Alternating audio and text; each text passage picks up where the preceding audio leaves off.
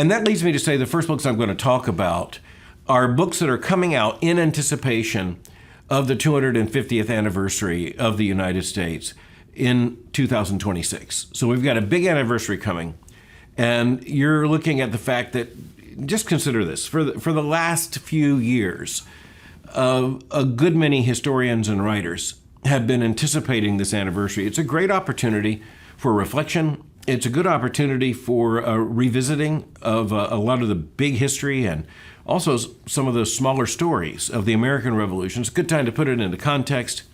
And it's a good opportunity to kind of focus attention. And so you're going to be seeing a lot of books come out.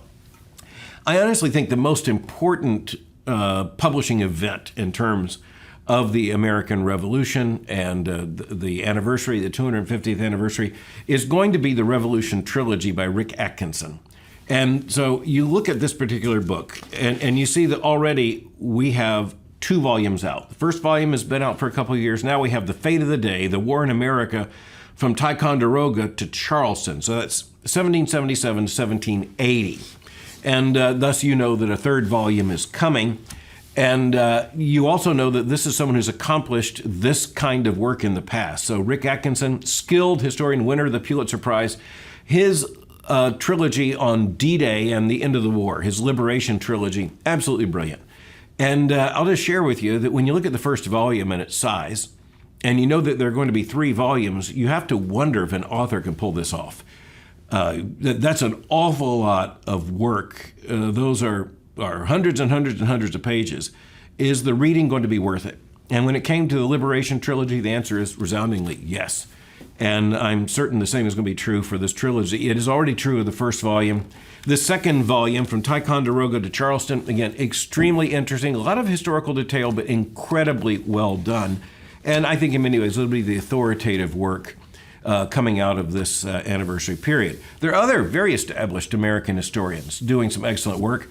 I was looking forward to this one, John Furling's Shots Heard Round the World, America, Britain, and Europe in the Revolutionary War. Okay, so the subtitle in this book kind of gives away its importance.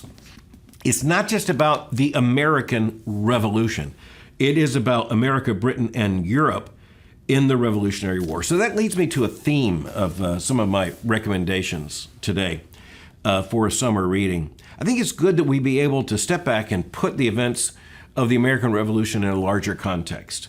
There are those who have argued that the Revolutionary War as we know it, which of course was tied to a long war between Great Britain and France, which was also tied to other military events and tied to the fact that both of those European nations had extensive empires, particularly the British Empire, and all of that was at stake. There are those who have argued that what we know as the Revolutionary War, the War for American Independence, was actually one very important manifestation of what was truly the First World War. And that is because the Old World and the New World were very much at war. Now, of course, we're looking at this from the perspective of knowing that the American Revolution ended with American independence. But there are other world-shaking stories a part of that ongoing war. John Furling, again, very, very fine historian and also a good writer.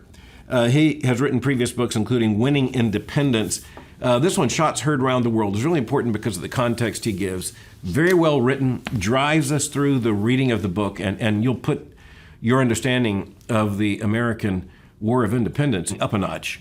And you'll also have a greater understanding for that context. It's really helpful. Now, when you put all this in an even larger context of revolution, well, that points to the importance of this book, and it's by Nathan Pearl Rosenthal, The Age of Revolutions and the Generations Who Made It.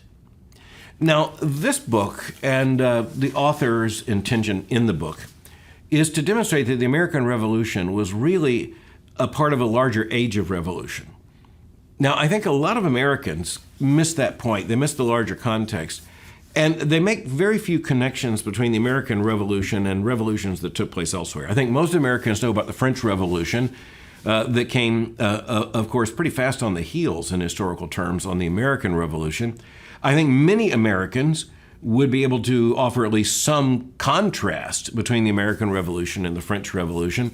The American Revolution was towards order And the French Revolution was really, I think, towards disorder. But it's really important to put all this into context and on several continents. And that is what Nathan Pearl Rosenthal does in this book, The Age of Revolutions and the Generations Who Made It. It will introduce you to a lot of revolutionary history you really didn't know, and the revolutions in places you may never have considered. Like every kind of work that's of revisionist history, there's some revisionism here. A part of this is kind of the representation of history from below. So it's not only about George Washington and George III. It is about figures at the just the human level, men and women whose names probably haven't been in the history books before, but whose lives and whose perspectives on these issues do help us to understand the larger context.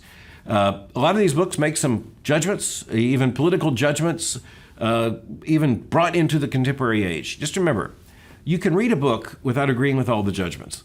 As a matter of fact, you often are a better reader and a better thinker for having to think about some of the judgments that are made. In any event, The Age of Revolution, The American Revolution, these are important books, and I recommend all three. And I would say, as you look at the Atkinson book and the trilogy, that's a major commitment of time, but I'll tell you, those who read the Liberation Trilogy know it's time well spent.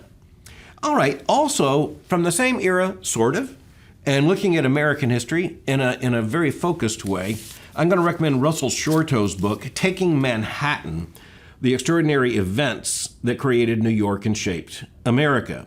Now, Shorto has written about New York before. His previous book was The Island at the Center of the World. And you know, if you just take one island, Manhattan, I think a lot of Americans don't even think of it as an island, but all right, it is. And you take Manhattan, and you take the importance of what we know as the island of Manhattan in the history of North America, it's pretty massive. It may not be the city which is on an island at the center of the world, but you know, it's hard to argue against the importance of the city we know as New York. Russell Shorto takes us back in both of these books, but in particular in this book, he takes us to the transition from Dutch Manhattan to English New York. Very interesting story. Once again, he does some really good investigative work, and once again, he brings to voice some people and some stories we otherwise would not know. He makes some political judgments at the end of the book that I didn't totally appreciate, but you know what? I appreciate his very skillful telling of the story. And once again, his points and arguments really do make me think. And without question, the history of Manhattan, and I think particularly in this period, should be of real interest to Americans and not only to New Yorkers. New York is, it's a part of our lives, whether we live there or not.